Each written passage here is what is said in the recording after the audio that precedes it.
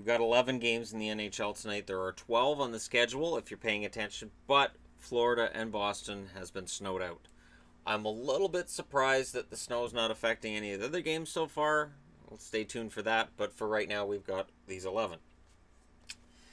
And where do we start? We start with Carolina and Pittsburgh.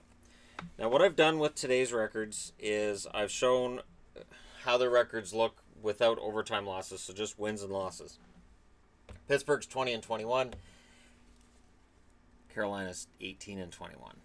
Overtime losses have been a friend of the Carolina Hurricanes, who currently come into tonight with more points than Pittsburgh due to overtime losses.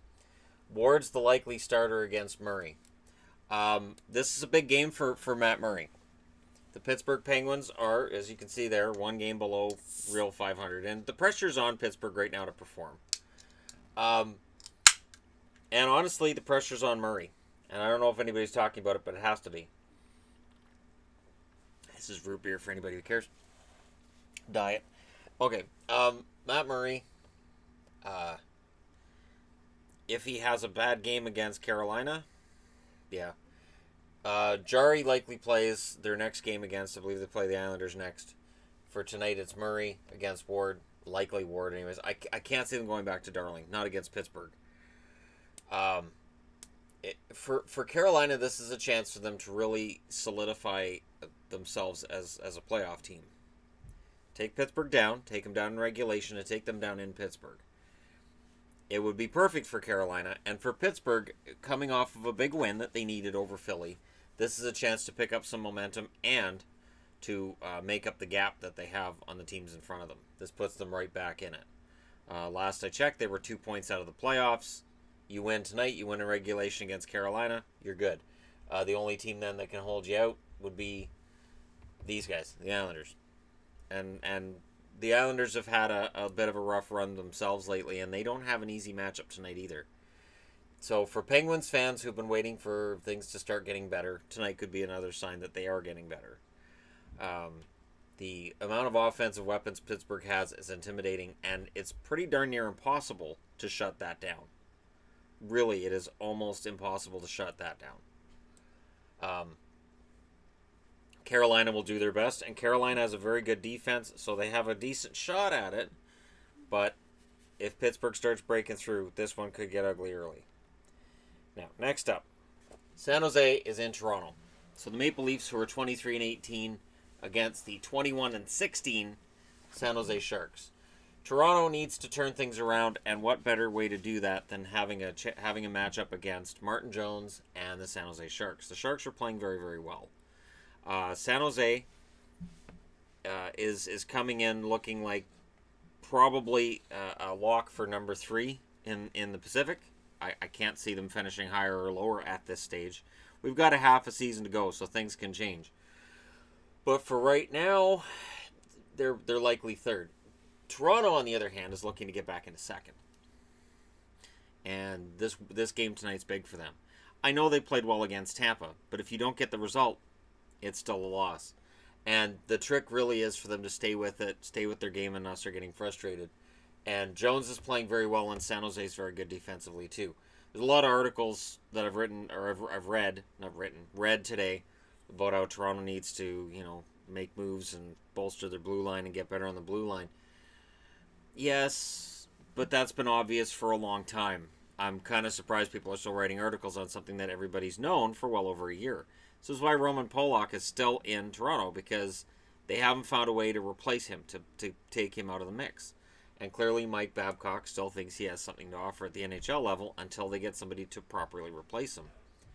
So Toronto, with a win tonight in regulation, can get themselves right back on track and move themselves back up my lovely board over there and have Toronto fans happy. If they lose, then I would expect on Saturday things are, well, it's not going to be positive.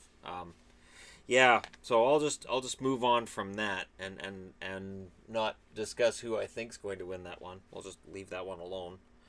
Next up, Buffalo. The hapless Buffalo Sabres, 10-29 when you factor in overtime losses, and the Minnesota Wild are 21-19. So Minnesota is playing well right now. They have got themselves back into playoff contention, and a Buffalo team comes in that's ripe for another beating. But you've still got Jack Eichel. You've still got Ristolainen on the blue line. You've still got, it's likely Leonard in net, and is Dubnyk for Minnesota. Dubnyk's been playing well since he came back from injury. I do think Minnesota wins this one. I don't think it's going to necessarily be that close, but there are enough weapons in Buffalo that you say, yeah, there's hope for the future. I know Buffalo fans hate to hear that because they've been hearing it for a while, but there is hope somewhere down the line that this kind of record will be a thing of the past. The trick isn't really, at this point, I don't even think it's a matter of prospects and draft picks. It's a matter of taking those prospects and good young players you have and finding the right players to build around them. And that's really the trick with these young teams. But I would be very surprised if Minnesota didn't win that game. Because it's Buffalo. And Buffalo on the road. And it's Minnesota at home. So there you go. The Islanders are in Philly. As I stated earlier, the Islanders are a team that can keep Pittsburgh out of the playoffs, even if Pittsburgh wins tonight, by winning themselves. But Philly is not a gimme game, even though things have started going south again. They're 16-23. The Islanders are an even 20-20. And Greiss is starting, and it looks like it's maybe Neuwirth starting for Philly. It's been a while. It's been Elliott for quite a while. So Neuwirth, it'll be interesting to see how he does against his former team. And, good luck to him. How long ago was it he played for them? All right, there I found it. He played for them in just 5 games in 14-15. Yeah, I knew it wasn't for very long. But it'll be an interesting matchup between the two of them as Neuwirth tries to get back on track and start putting up the kind of numbers he had early on in the season. He was playing really, really well early on in the season. And for the Islanders, they're just crossing their fingers and hoping that Greiss is decent enough to win the game. Talked about Islanders goaltending many, many times, to the point where I'm basically harping on it, but Islanders fans are harping on it as well. And it's strange that in a league where there's so many good goaltenders that Garth Snow hasn't got this situation fixed. It kind of reminds me of last year with Dallas with Niemi and Lehtinen, where we knew it just didn't work. Greiss and Halak just doesn't work for whatever reason, and the right move has to get made to fix it. And I don't know if Garth Snow can't find exactly who he's looking for, or if he still has faith that these two guys can figure it out amongst themselves, but something has to give. The numbers are poor. I know the defense in front of them hasn't been great, but the numbers don't lie. And Philly's a team that's really hot and cold.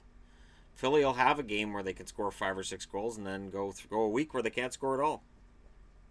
So it really is a question of, does the Islanders' goaltending hold up? Can the Flyers' attack hold up?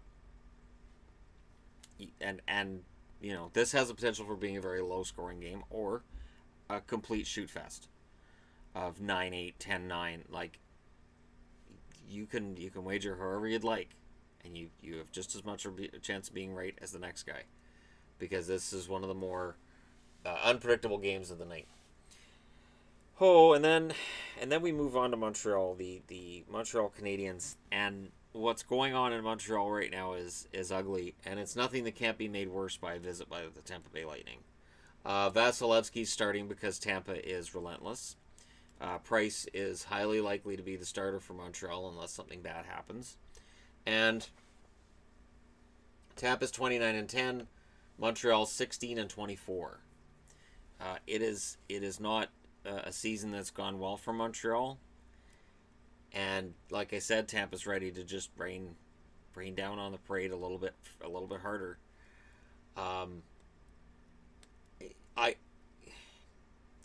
It kind of looks to me like Montreal's in this downward spiral, and we all know the trades need to be made. We all know that there needs to be moves made to fix it, or at the very least to make the future look a little brighter. And it's either through inaction by the general manager, or the players he's looking for just aren't available. But it could really get worse for them tonight. Tampa's playing really, really great hockey right now. Now, it's interesting because both the Lightning and the Golden Knights are on the road tonight. So when people talk to me about how Tampa's the best team in the league, better than Vegas, this is where they have to show it. Tampa's got Montreal. and we'll get to who Vegas has got. But Vegas's opposition is a little bit tougher than Montreal. And I mean a little bit because their record over the last 10 games isn't a lot better than Montreal's. In fact, I think they're basically the same. Montreal needs a good game from Price, and they need for some of their offensive weapons to start firing more regularly. They desperately need that. And I don't know what happens between now and then, but if they beat Tampa tonight, that could really be an emotional lift, and that's kind of why I'm betting against it, because Montreal this year hasn't been about emotional lifts. It's kind of been sad to watch. And they're coming off of probably their lowest point of the season was that loss at home against San Jose the other night. That was just it was quiet as a funeral in that building. They need to give the fans something to cheer about, and they need to give the fans something to cheer about early on in the game. And they need to get Tampa off their game. And I don't know if Montreal can do it, but remember, Sergachev is playing for Tampa. Drouin is playing for Montreal. Drouin should be highly motivated to go against Tampa Bay. And yet, I don't know. I kind of see this being a Tampa Bay win. But Vegas. Vegas is in St. Louis.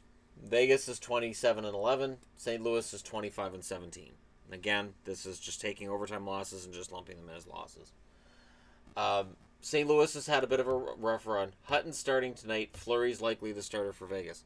So there are some St. Louis fans I've seen online are saying maybe Hutton's going to take over. Maybe Hutton's stealing starts from Allen. He might be, but I don't think that's what's happening here. I think that what's going on is just that Hutton's playing well. Maybe Allen's tired. Maybe Allen's got some aches and pains and bruises that he needs to heal up. So he gets tonight off. Maybe they're saving him for a different game. Maybe they're trying to throw a different look at Vegas. They know Vegas is coming in really well. Hutton has really good numbers.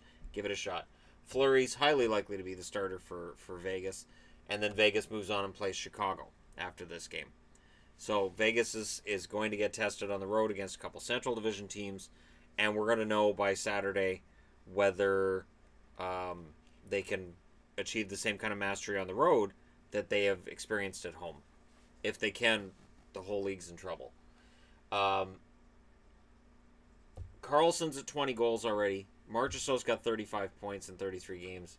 This is an incredibly intimidating lineup from top to bottom, really. Not in their overall skill, but in the fact that they're just so relentless and they all play the same. Everybody in Vegas' lineup plays the same. St. Louis had that early on this year. That's part of the reason why they had the success. Losing Schwartz has been a major blow to the team. But they've won their last couple. And St. Louis can really show that they're back in the thick of it if they can somehow find a way to knock off the first-year team, the Vegas Golden Knights. I will say that because it sounds so strange to say it. The first-year team that people are having trouble beating. The first year. It's so weird. Next up, the New Jersey Devils are in Dallas. New Jersey's 22-17. Dallas is 22-19. New Jersey has Schneider as the starter. Dallas has Bishop as the starter. It's been a good run for Dallas at home.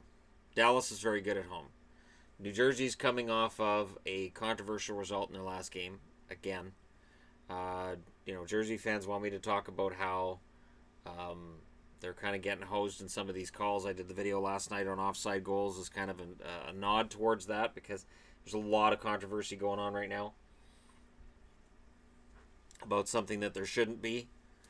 But tonight's just another test. It's another test for the Devils. Are these young Devils going to be a contender, or are they going to fall back?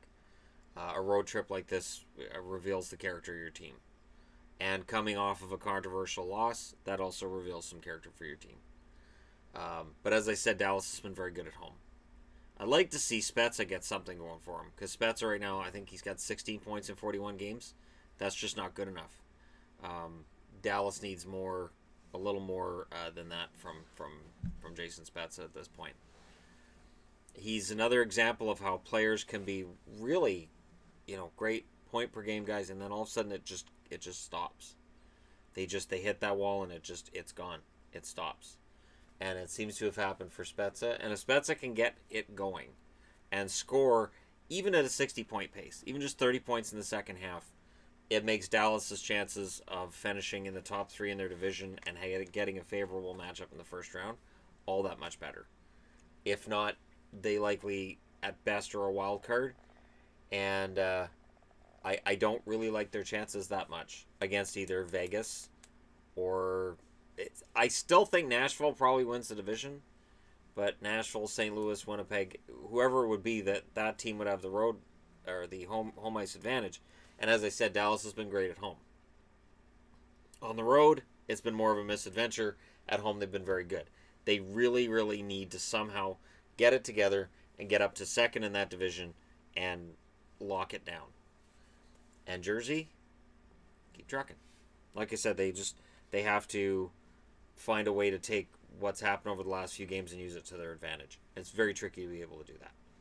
It's not easy to do that. Not at all. Anaheim. So the Ducks are coming off of a relatively easy win over the Canucks. And now the 19-22 Anaheim Ducks, who have 8 losses in overtime. So this record ends up being much more favorable than what it is at 19-22. The 17-23 Oilers, with Talbot likely as the starter, Gibson's likely the starter for Anaheim, especially after Miller started against Vancouver. This, again, it's character time for the Oilers. The Oilers have to get on a run, and I'm as tired of saying it as people are of hearing it. The losses they've suffered at home have been embarrassing. Now they have a relatively healthy, especially down the middle, where Getzlaf's been fantastic and Kessler's looked pretty darn good the last couple of games too. This Ducks team is a playoff team. This Oilers team doesn't look like a playoff team and hasn't looked like a playoff team for a while. And now we're in full vulture mode. I've heard, Connor McDavid's gone 3 games without a point. That's the highest he's ever been in his career. And all I think is, really? He's never gone more than 2 games without a point? That's insane. That's great. But, of course, we can just factor it into the negative and say, well, he's gone 3 games without a point, so McDavid's becoming part of the problem too. He's not. He really isn't. I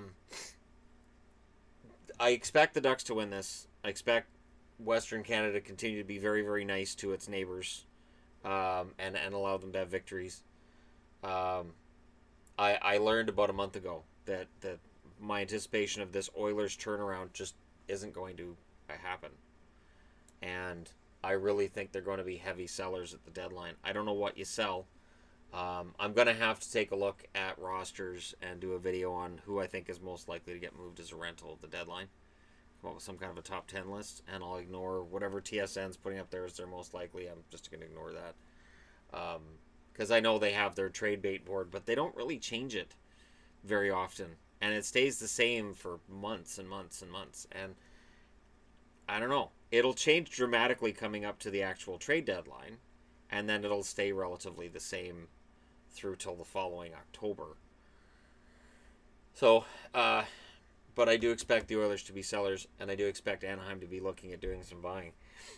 If Patrick Eaves were able to come back, if Patrick Eaves were able to play, I think that would make Anaheim a really deadly team in the division, which is funny because the Sharks are doing very well at keeping pace with Anaheim, but I really think we're going to see 4 teams at the top in the Pacific that are very good and 4 teams at the bottom of the Pacific that aren't necessarily very good. And the Flames need to start winning before they become kind of entrenched as one of those not very good teams. But tonight it's the Oilers' opportunity against Anaheim. One that the Canucks didn't take advantage of, really. Canucks didn't play Anaheim well. That was kind of... the funniest moment from that Canucks game was, as the game started, and it's just started, I said to Yvonne, the good news is this game's a minute old, and the Canucks haven't allowed a goal yet. As I was starting to say that, the Anaheim Ducks scored. I may have laughed really hard. I may have laughed quite a bit. And then when I tried to say the good news is we're two minutes into the game, and they're not two goals behind yet, that's when I got shushed, and I got shushed regularly after that during the game.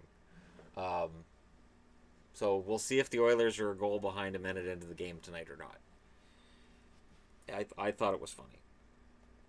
You have to be able to laugh a little bit because it's that kind of season. Columbus 23-18 in Colorado against the suddenly hot 20-19 Colorado Avalanche. Nathan MacKinnon's becoming quite the story, isn't he?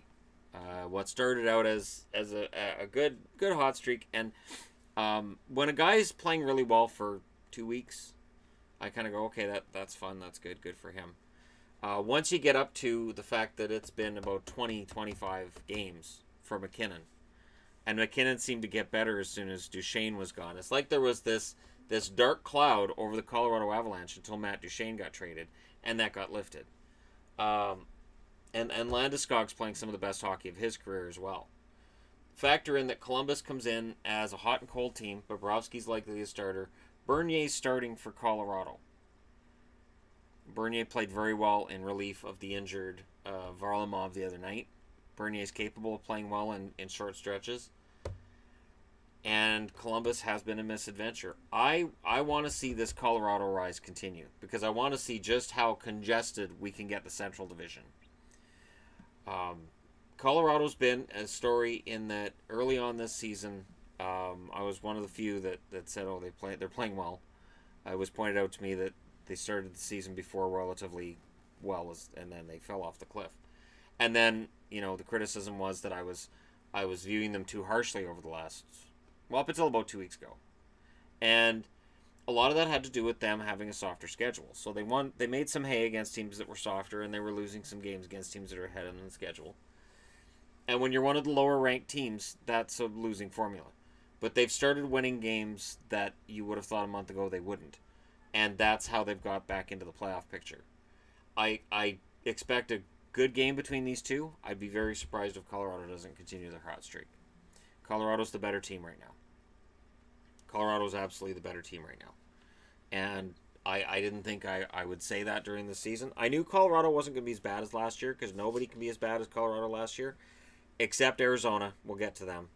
But it'll be interesting to see how this one turns out because the Avalanche are starting to become a story and people are starting to figure it out. When you're on the West Coast or when you're in a different time zone other than that Eastern time zone, it can be a bit of a learning curve for fans back east because they may not stay up to watch the games. They may go, that doesn't matter, I don't want to watch that. So it is a little bit more of a challenge if you're playing for a Western Conference team who plays in a Western time zone to get that notice back east. But they're getting there. Next up, the Kings are in Calgary. So the Flames have been struggling, and the last thing you need is the Kings. The Kings are coming off of a dominant performance against the Oilers. Quick's likely the starter. Mike Smith's likely the starter for Calgary. I do think that the Flames are in some amount of trouble right now. Tonight's game will go a long way to telling us just how bad it is. I'm sure there are fans wondering when I'm going to do some kind of a mid-season report card thing. Likely tomorrow. Most teams will hit that 40 game mark tonight. There are some that are going to be short of it, but most of them will be at 40 games or more. So I'll probably do a video on that tomorrow. Right now, though, the Flames would be a middling mark for me. They've been really wildly inconsistent, and this was supposed to be a year there with the addition of Travis Hamonic. They were supposed to be in contention. This was supposed to be the year they broke through from just being happy to be there to being a contending team. And it really hasn't happened. And the Kings, on the other hand, have taken that contending team spot. The Kings' record right now is what the Flames likely envisioned themselves to be this season when they made the moves they did during the summer. They fixed their goaltending. They made their defense better. The idea would be, 24-16 at the half is where we should be. And yet they're 19-20 going into tonight. So it's been a bit of a swap, and the Kings are playing really, really good hockey. And Calgary will see that again tonight.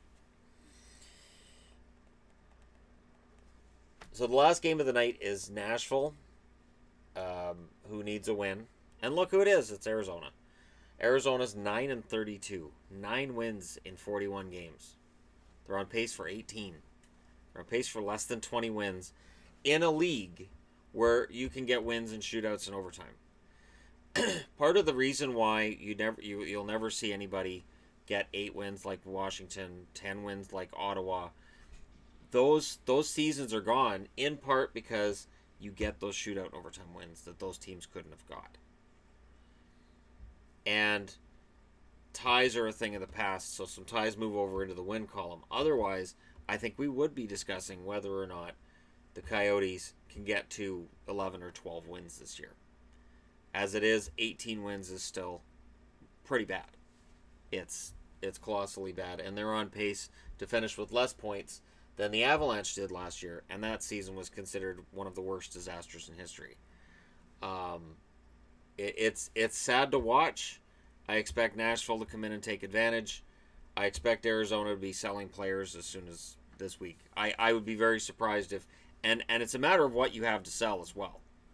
But I would expect Chayka's phone to start ringing and some GMs to start trying to pick the bones of what's left here. And there's not a lot there to pick. There really isn't. But if it's Ronta and Rene, maybe they showcase Ronta with the idea of sending him out. Maybe that desperation takes over. Maybe Ronta's being showcased for a trade. And of course you need a goalie back, but with their record, it really wouldn't matter which goalie you got back.